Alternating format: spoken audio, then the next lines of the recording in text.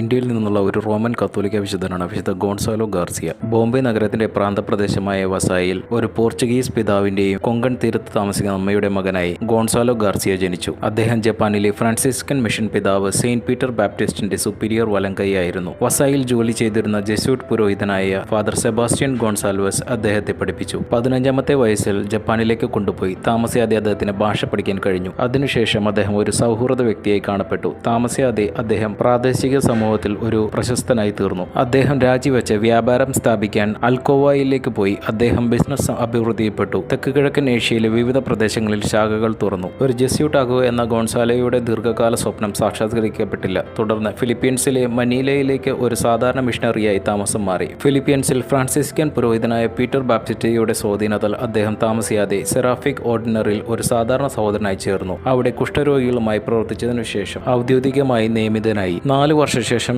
Japanese Shogun മിഷണറിമാർ രാജ്യദ്രോഹ കുറ്റം ചുമത്തിയെന്ന് സംശയിക്കുകയും അവരുടെ ആശ്രമത്തിൽ വീട്ടുതലങ്ങളിൽ വയ്ക്കുകയും ചെയ്തു. കുറച്ച് ദിവസങ്ങൾക്ക് ശേഷം അവർ സന്ധ്യാപ്രാർത്ഥനകൾ പാടിക്കൊണ്ടിരിക്കുമ്പോൾ അവരെ അറസ്റ്റ് ചെയ്ത് ഗാർസിയ ഉൾപ്പെടെയുള്ള 26 കുമ്പസാരകരുടെ ഇടത് ചെവികൾ വെട്ടിമാറ്റി. എന്നാൽ പിന്നീട് തദ്ദേശീയ ക്രിസ്ത്യാനികൾ അവരെ ആദരപൂർവ്വം വിളിച്ചുകൂട്ടി. നാഗസാക്കി കുന്നുകളിൽ ഗാർസിയയെ അദ്ദേഹത്തിന്റെ 26 കൂട്ടുകാളികളെയും ക്രൂശിച്ചു. ആദ്യം കുരിശിൽ തറക്കുകയും 2 കുന്തത്താൽ അദ്ദേഹത്തിന്റെ ഹൃദയത്തിലൂടെ അദ്ദേഹത്തിന്റെ ശരീരത്തെ കുത്തി. ആണിയടിക്കപ്പെട്ടപ്പോൾ ഗാർസിയ ദൈവത്തെ സ്തുതിച്ച് അദ്ദേഹത്തിന്റെ രക്തസാക്ഷി പദവി ലഭിച്ചു. ഉർബൻ 8-ാമൻ മാർപ്പാപ്പ ബഹുമാന്യരായി പ്രഖ്യാപിക്കുകയും പയസ് 9-ാമൻ മാർപ്പാപ്പ ഗാർസിയയെ വിശുദ്ധനായി പ്രഖ്യാപിക്കുകയും ചെയ്തു.